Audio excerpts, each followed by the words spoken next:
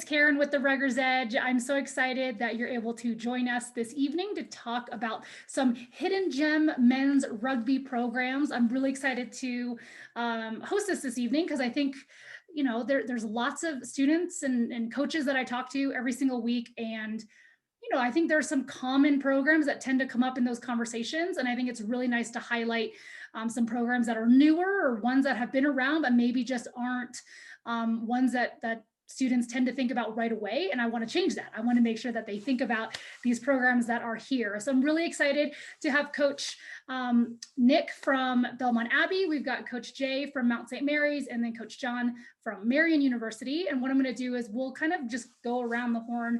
And Nick, if you guys want to just go in that order and just share a little bit more about yourself, about your school, and we'll kick things off. We have a whole list of questions that we will get through. And yeah, why don't we start there? So Nick, why don't you kick us off?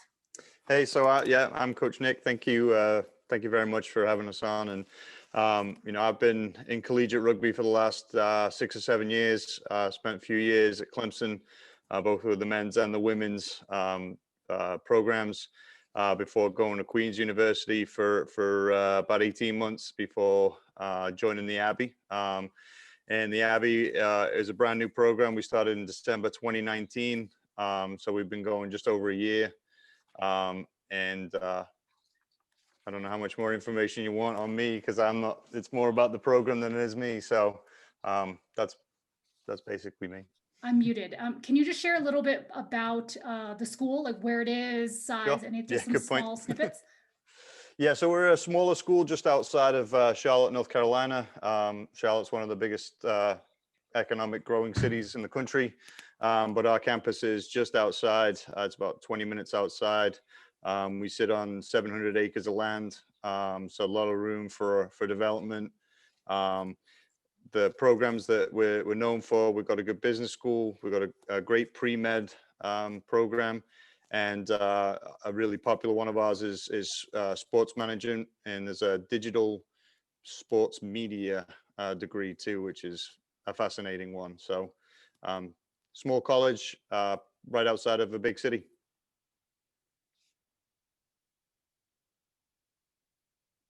Keep not hitting the mute button. Perfect. Coach Jay, if you want to tell us a little bit about Mount St. Mary's. Certainly. Thank you guys for having us.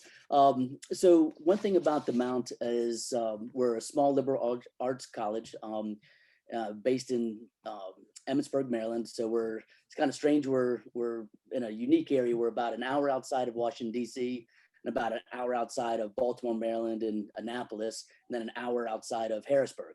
So it's really unique location to have so many cities right within a short drive, basically. But we have the university has 80 majors, minors, and special concentrations.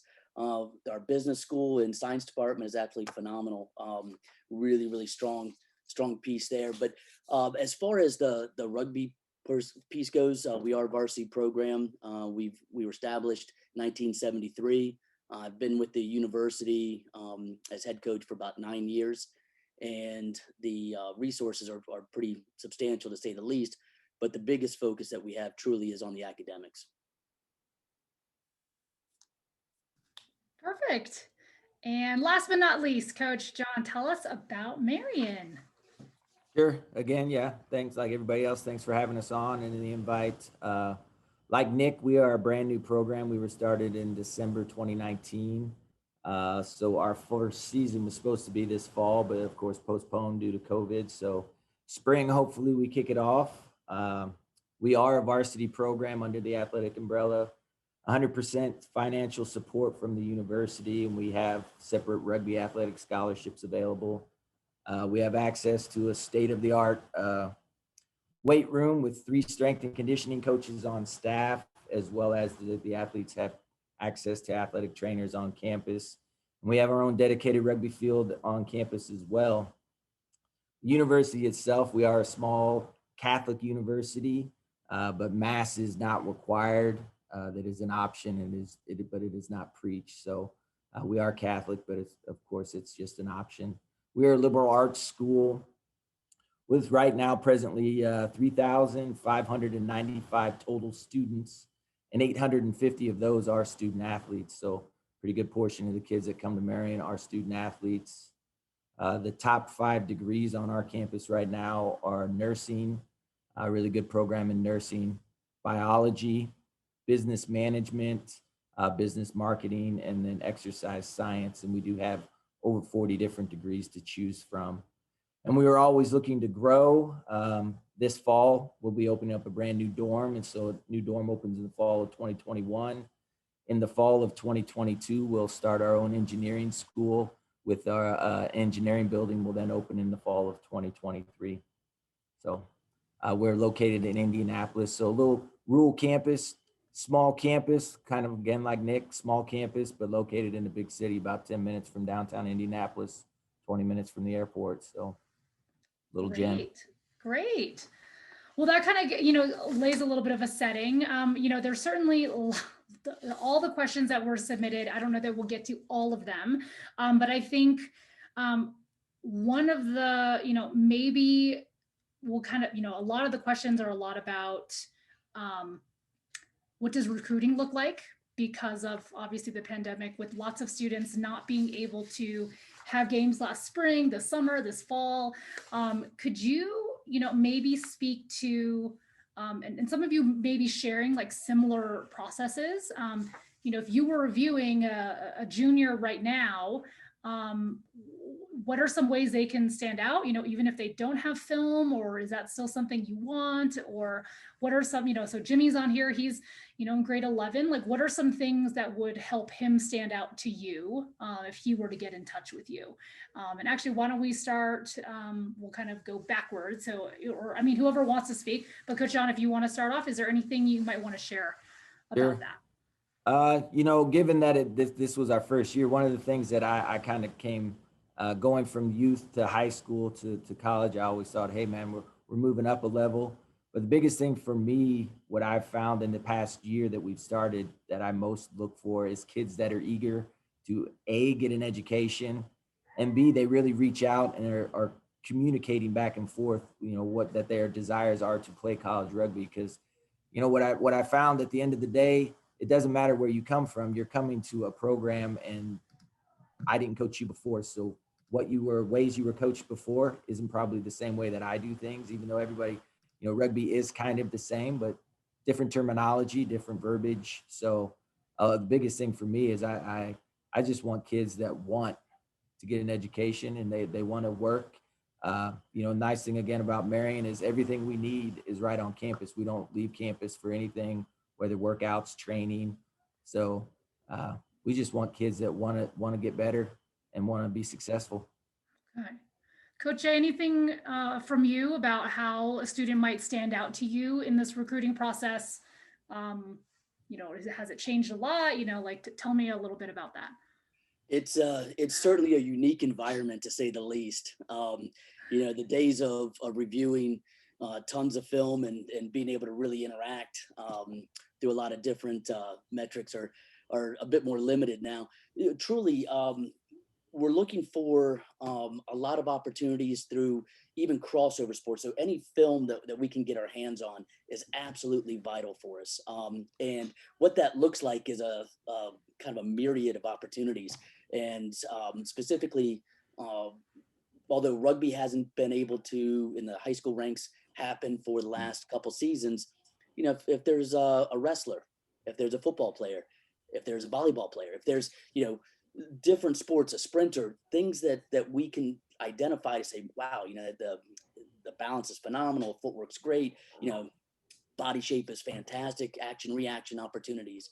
And the other thing that we're encouraging a lot of our athletes to look at is taking some film on some of their own personal skill sessions. So if they have accessibility to a gym or even the backyard, how they're working on their catch pass, just small movements of opportunity. You're looking at, if they're kicking the ball from hand, kicking from tee, what that looks like, what their mechanics are. And then, what's nice is we're having this great dialogue now via technology, which God knows I'm not. Anybody who knows me knows I'm not good at technology. So it's not really it's not a fun thing for me, but it is exciting when we can look at the skills and the techniques and say, hey, this looks fantastic. Tell me a little bit more about your background. It really opens up a lot of doors. And then we start to get into a lot of the character piece. We're looking for high character leaders to come on board, and it's really unique in that aspect. So there are some challenges. The best way I would say for young student athletes to stand out is share everything they have with us. If they, it's one of those things where if they say, hey, listen, I played baseball, but I wrestled and played football. Wonderful. That's phenomenal. That's great. That tells me they have a growth mindset and they're being used to being coached in many different opportunities in different ways and strategies. So sending film of other sports wouldn't be weird for you this year. No, matter of fact, it's really encouraging, because a lot of times we're able to see different opportunities that would translate beautifully into what they do on the pitch. Right. Perfect. Coach Nick, what do you think? Any added information? I'm sure some of this is like, overlaps as well, but what can you share? Yeah, it's like almost like they've stolen my PowerPoint and taken it for themselves. But, just kind of in addition to those things, obviously, we're looking at, the skill set, the short videos, as Jay was saying, that, of a kicking session, they're great stuff for us to have. I think that the effort put forth by the students and in an email, just an email when they send you, if it's a 1-sentence email, and hey coach, tell me about your scholarships, that's to me, that's not really enough. I want to know more about the person. I want them to be more forthcoming with their information. I want them to be, as Coach Harley was saying, more of a self-starter and somebody who's getting after it. And I think, the key metric for all of us coaches, really is probably the GPA. That's you're going, we all want to play, you all want to play rugby, you want to be part of a rugby program, but it's at college and you're going to college to get a degree. So the GPA is the magic number, and it doesn't have to be perfect, but it's just something that shows me that they're working hard. And I think everyone can have a blip on their academic record, but just something that really sets them aside in terms of their work rate in the classroom. That's pretty much the only thing that I would add to the other guys' comments, because they just about ticked every box that I have. It's funny because you just mentioned scholarships, and of course we had tons of questions about scholarships and what do they look like, what are available at your program, how do you get one, those sorts of things.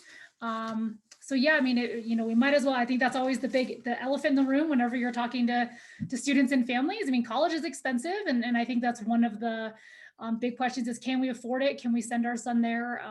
So if you wouldn't mind sharing what is possible, and then what I guess, how do they qualify, or what are you looking for in order for a student to maybe get, I guess, one of those scholarships? And obviously, if it's a direct athletic scholarship, if it's a merit scholarship, do you stack them together? Those sorts of things.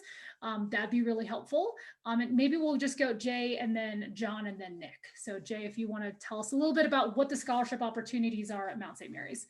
So we have obviously the merit scholarship, which student athletes can, or just any of the students truly can earn up to $29,000 in merit academic scholarships. And then of course there's the different grants and FAFSA opportunities. We are from the university perspective, so our budget is solely through the university, which means our rugby scholarships are able to stack. So if someone's getting a $29,000 scholarship plus $10,000 worth of FAFSA, we're able to stack on top of that. Our scholarships go anywhere from $1,000 up to $1,000. How we ultimately do that is we look at each individual case and each individual opportunity. Some players are able to achieve more based on previous history. If we've been tracking them since 8th or 9th grade, that's what we'll do. We're very focused on our domestic opportunities. So that's a big focal point for us to see a lot of domestic players really reach a higher level. But it is the cost is sometimes overwhelming, especially when you first look at the I would say the sticker shock of ours, and people are they look at us and like, oh my God, 57,000, holy God. And as a father of 5, I do the same thing. I'm like, oh my God, how does this happen? That being said, the average scholarships, merit-based and FAFSA for the Mount is 35.8. So without any rugby scholarships, we're averaging about 24,000 a year.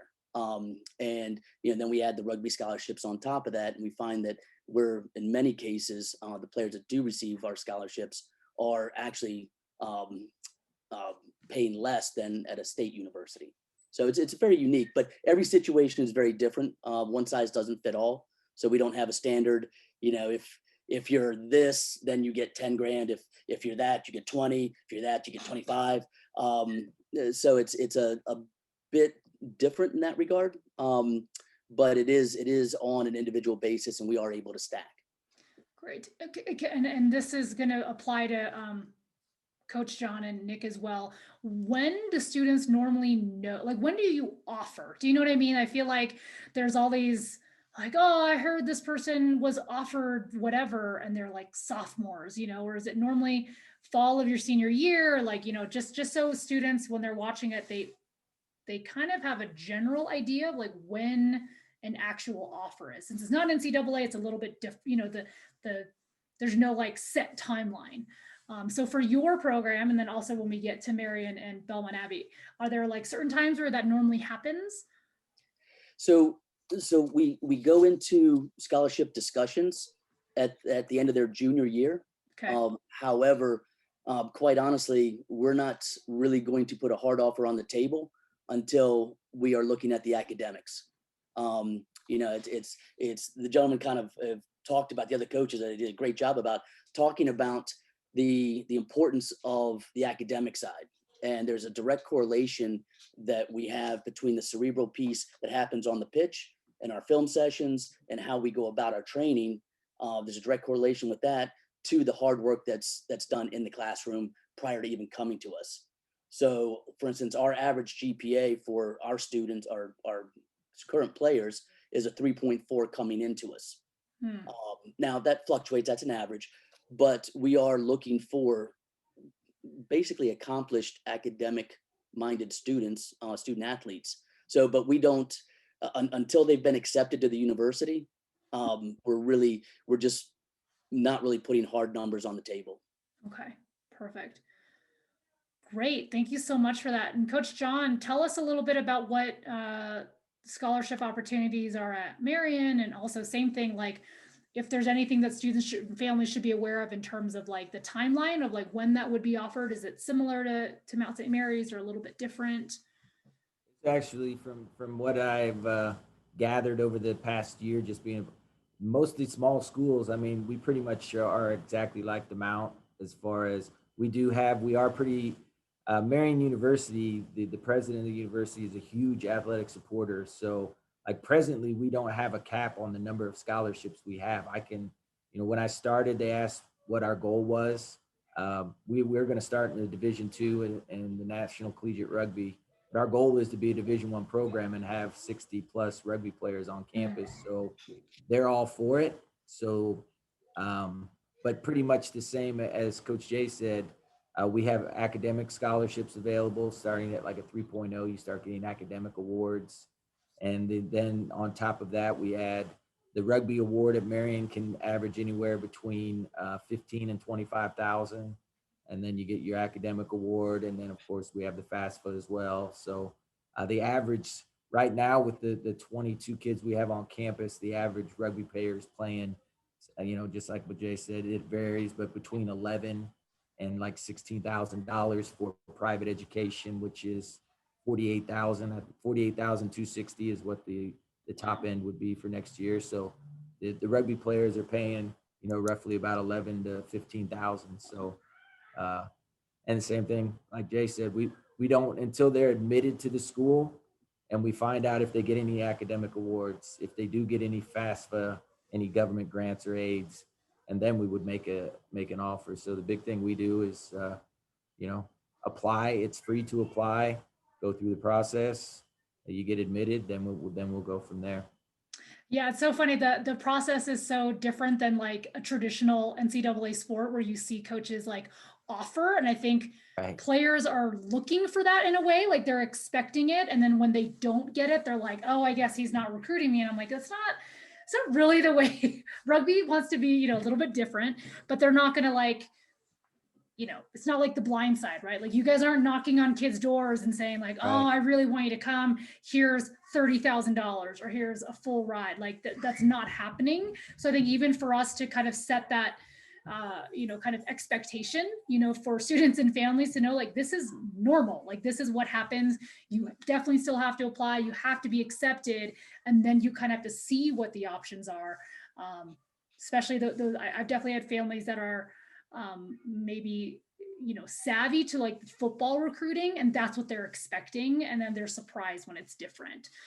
It's like I mean, even I don't know about if Nick and Jay, if their schools have football, but like at Marian, the process is still the same for all the sports. At the smaller schools, it is still, the process is the same, even though we're rugby and it might be newer. But the football, the coaches and the football staff and the basketball staff, the kids have to be admitted. They have to go through a process.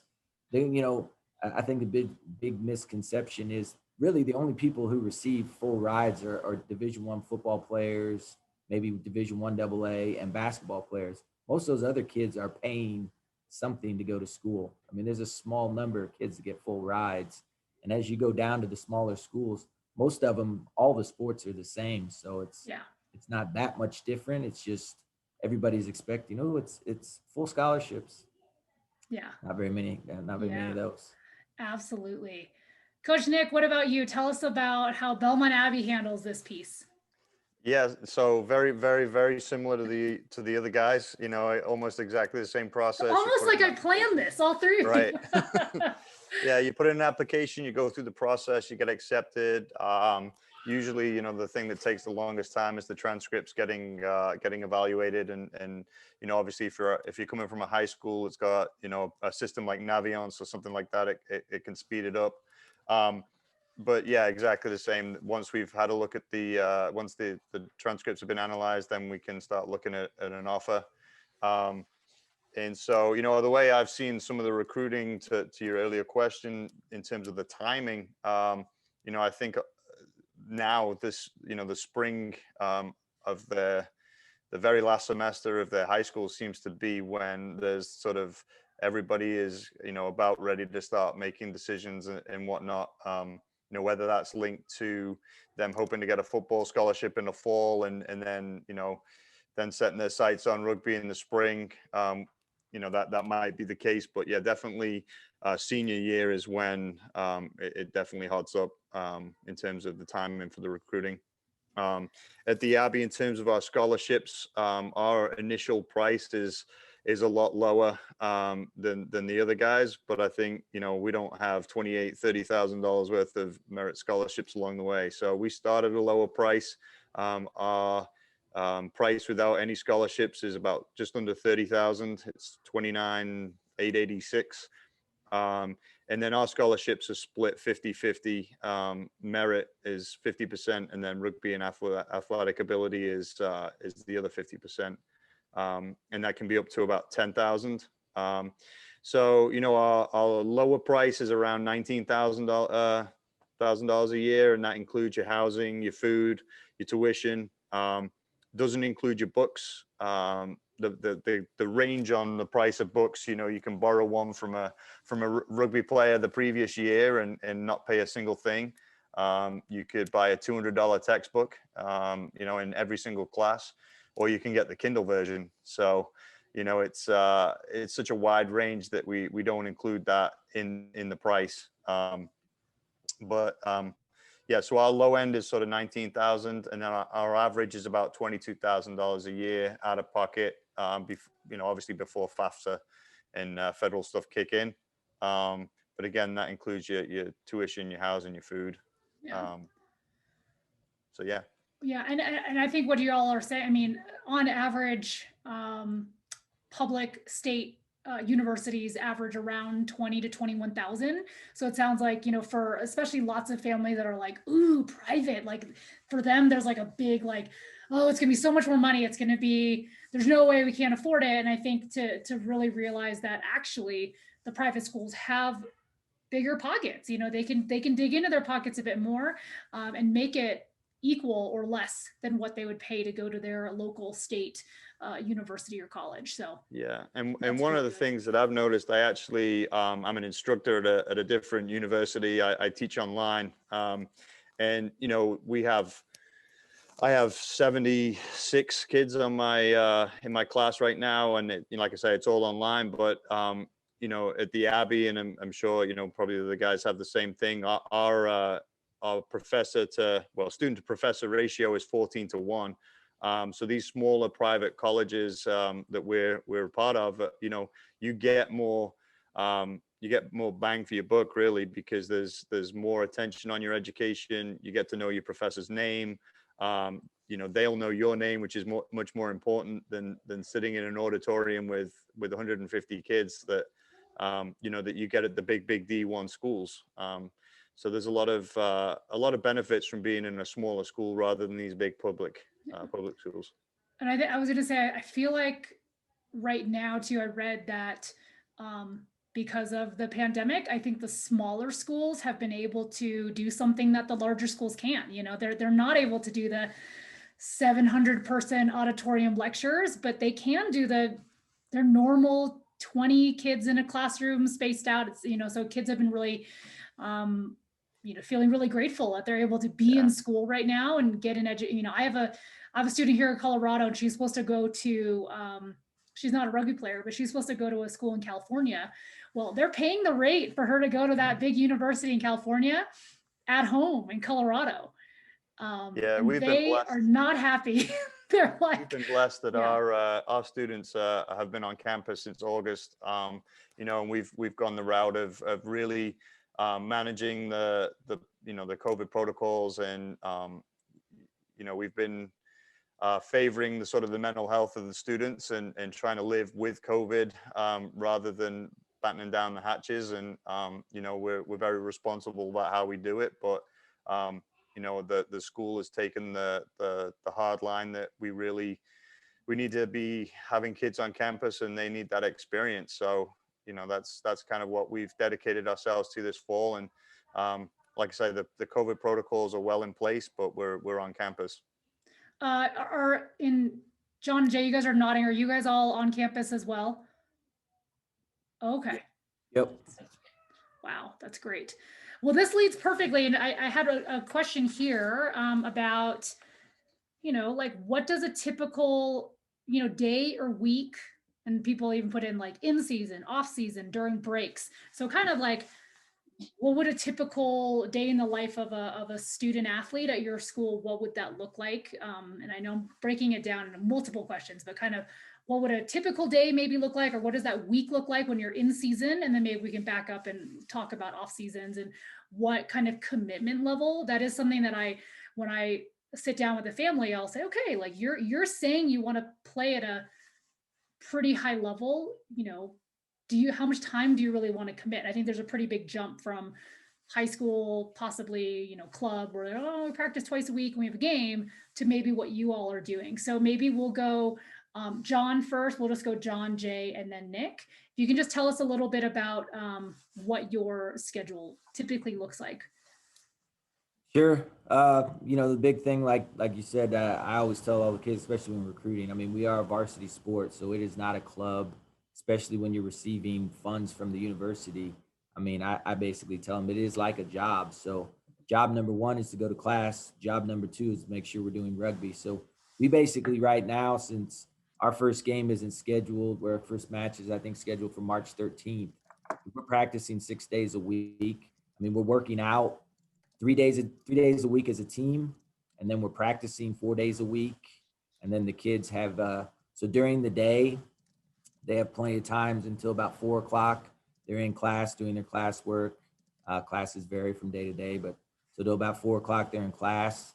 Then after that, we'll do team workouts for about 90 minutes. Then on a couple of days, we'll go out to our rugby field and practice then for anywhere from another hour to 90 minutes doing rugby-based stuff. So presently, we are working out or practicing basically 6 days a week. And, you know, like I said, I consider it, and I make sure everybody knows, I consider it like a job. I mean, the university is paying, at the end of the day, the university is basically covering more for these kids to come to school to get an education and hopefully make our rugby program successful than what the kids are actually paying to come to school. So it's a big push for us to consider it a job and work to be the best we can.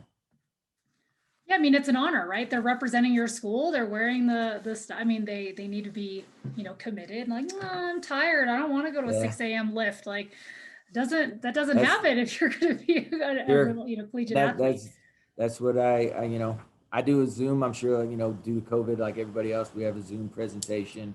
And the big thing is, you know, Marian is pretty good about academics. Once you're admitted and you get an academic award, you basically get that award as long as you're in school and you know, in good standings with the school. So if you come in at a 3.5 and say you have a rough first semester or whatever, and you finish at a 2.9 or something, you don't lose your academic award. They basically, as long as you get in and you're doing what you're supposed to be doing, they cover it. But as far as the academic, or as far as the athletic award, you know, that's basically on me. If you're doing what you just suggested, like, I don't feel like practicing today, coach. I don't feel like doing this today. That won't fly, and I don't have to reward. And, you know, it's basically, I tell them, it's a per year award, so you got to earn it per year. And if you're causing problems, then, you know, we'll find some kids that want to be successful academically and athletically. They got to be out there. Coach Jay, tell us about what it looks like for your program, for your guys. So I guess really, really similar in a lot of aspects, I'm sure, from a lot of different programs, but we're a little unique in the sense that we have fluctuates from about 75 to 80 players. We put out 3 to 4 sides each weekend. And so we have a Premier 1, Premier 2, Development 1, Development 2 side. So each side has its own kind of rigors and roles and responsibilities in what we look at. So we truly look at our Premier 1 and our Premier 2 sides as the main focus. So I'll kind of hit that piece of it. We train five days a week, 6 off season. And basically what it looks like is, so we have mandatory study hall hours. We have 2 things that happen. So the university provides us a men's rugby graduate assistant. So it's kind of nice to have a GA, and fortunately for them, they have to work for me. So that's a blessing and a curse, and all wrapped up into one. But the big thing with that is we also have a team manager, and they're responsible for the study hall hours. So as the players are going to classes during the day, intermixed with that, we also have individual skill session modules. So basically it's a half an hour to 45-minute individual skill sessions. We're working on track tackling, catch pass, spatial awareness, different opportunities during the day that we can sneak in some extra skill work during the day with the athletes. So from there, basically between the classes, they're mandatory study hall hours, which our GA and our team managers track. At the end of the week, if they do not meet their mandatory study hall hours, they are ineligible for play. It's just that simple. Student athlete, the student comes first. So once that happens, so we have a men's rugby athletic trainer that was hired by the university specifically for men's rugby. We have a men's rugby specific training room. So it was a long story, so I apologize, but it's basically we have 2 sides of campus, a main campus and athletic side of campus. We have a men's rugby training pitch, true 70 by 100 meter pitch with 40-foot uprights. It's only ours. And what happens is they transition, the players will transition after their classes in study hall down to the athletic side. They'll stop into the men's rugby training room, get taped, evaluated, and then work their way down. Our training sessions only last an hour and 15 minutes. So we put our training programs out on Sundays or Monday mornings. So players are prepared when they show up.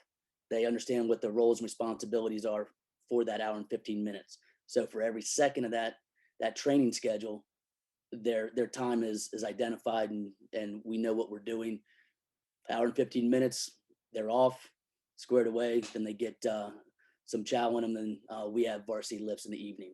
So that's kind of a day that happens for us off season, and then in season when we're in comp time. It basically Sundays are active rest recovery. We'll do yoga, pull recovery, very myriad of different things.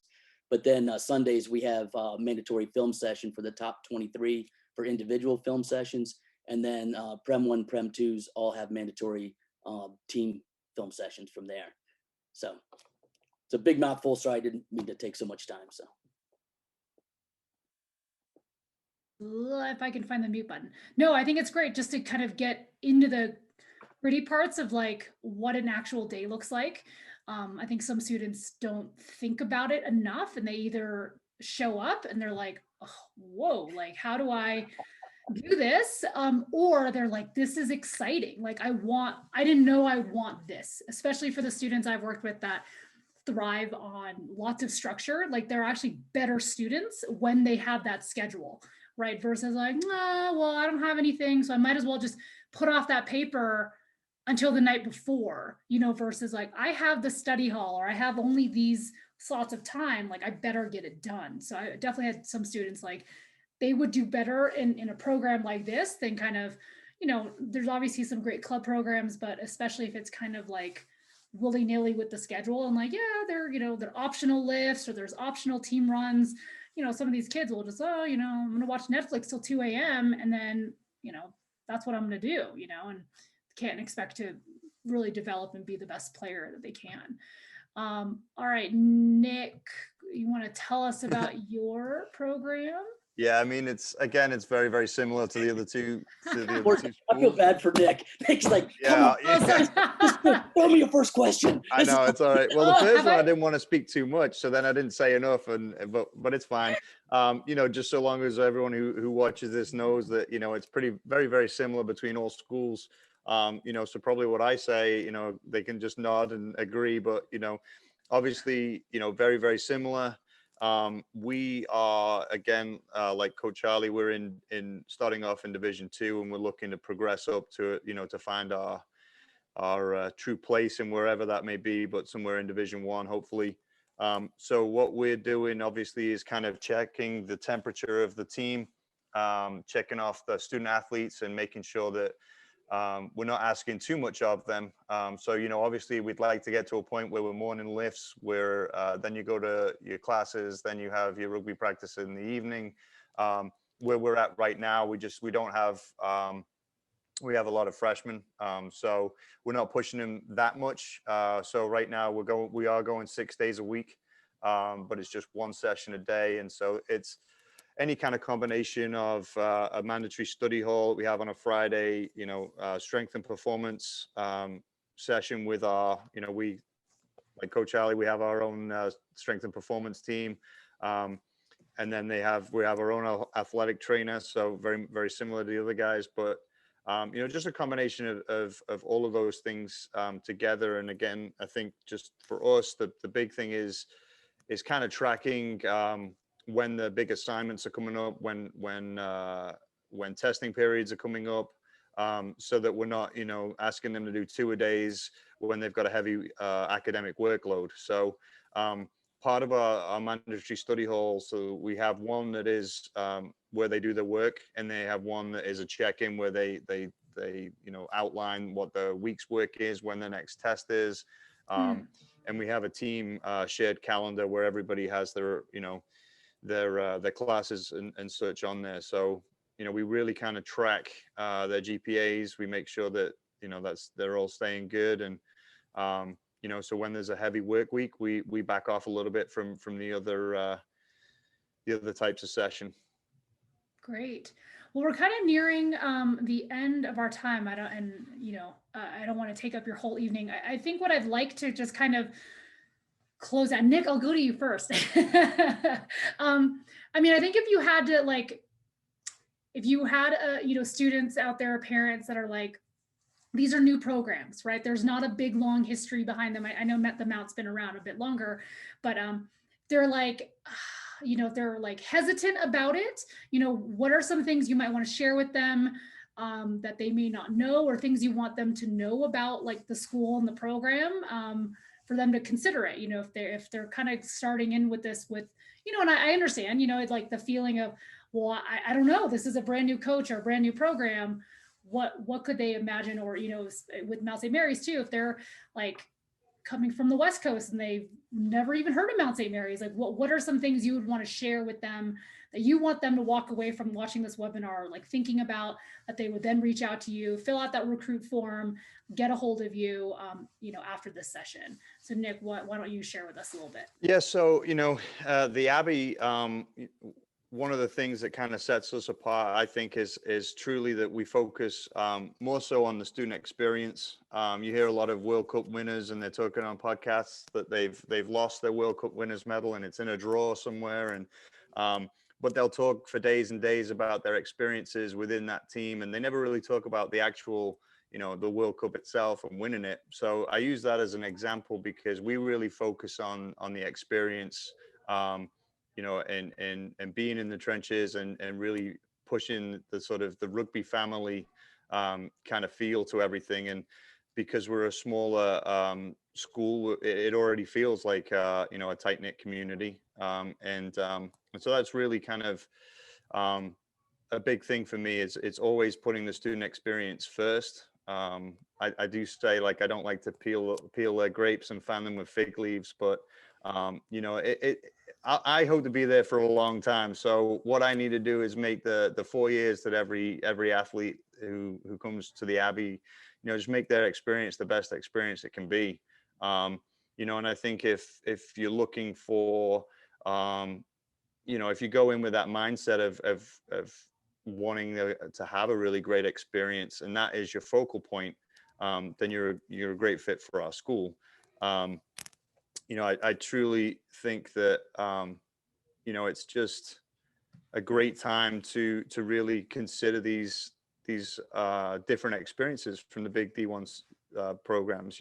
There's a lot of kids who think that the D1 program is going to be, the be all and end all. And, and I think having lived the life, I started playing rugby when I was 4 years old back home in England. And, my life's been so enriched by rugby that, you don't have to get all of the shiny, polished silverware to really feel fulfillment. And so that is, essentially what our focus is really honing in on that. And then the last point that I would make about, the skepticism of a brand new program is that, I'm not a brand new coach. I've been around for a while. I've been in D1, I've been in D2, I've done elite youth. I know what it looks like at various levels. And the only thing that is sort of different is that we are just setting foot on campus now in the last, 12 months. So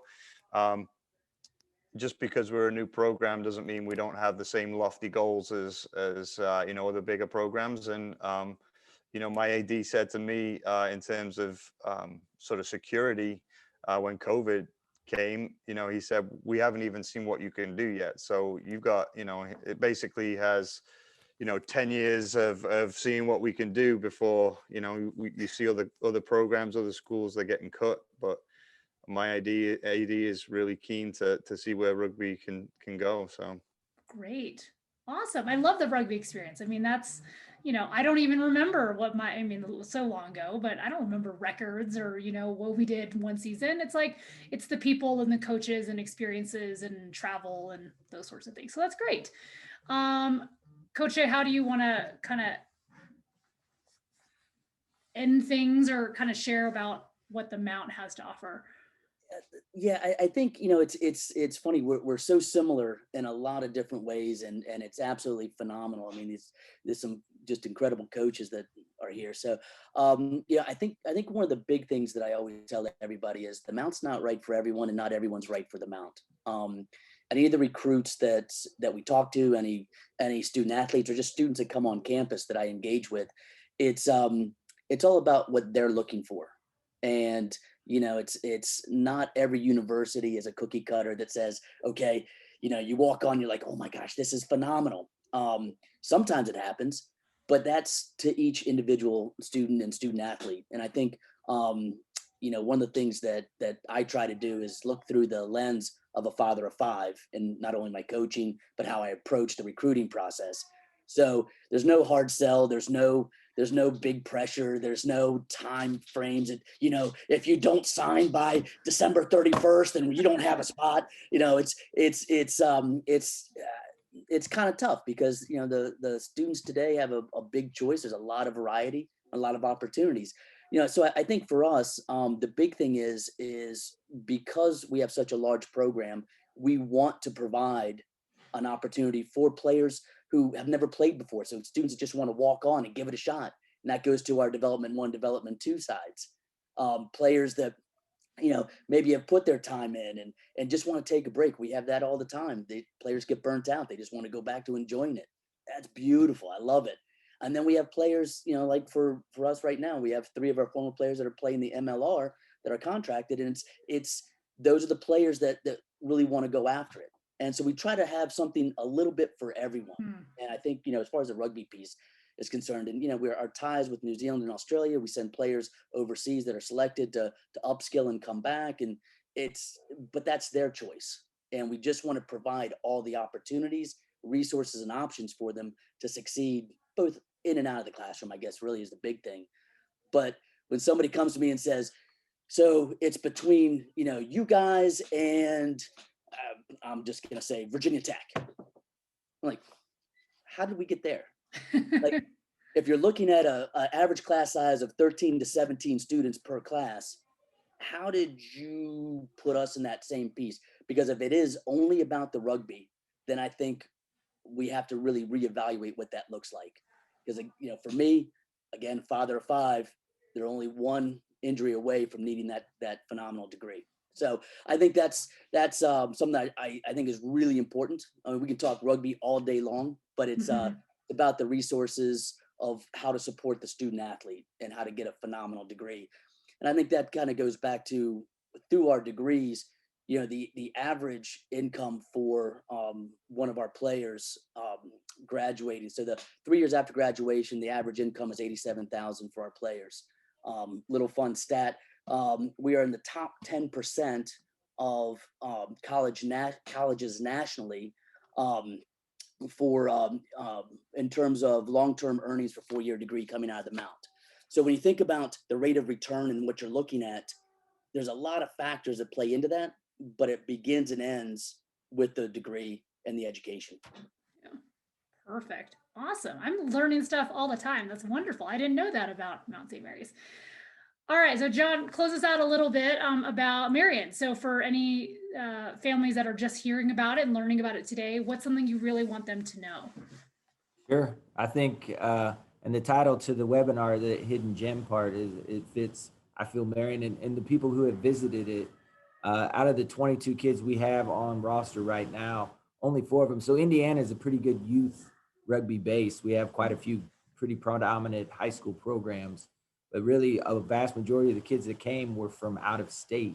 And when they visited campus, a lot of them were surprised just by it. It does give a rural feeling to it. It's wooded, there's trees. Our pitch actually sits down in the center of woods. So you can't, when the trees are filled in, you can't even see it from the road or from campus. So it's like we call it our little hidden rugby gym in the middle of the woods.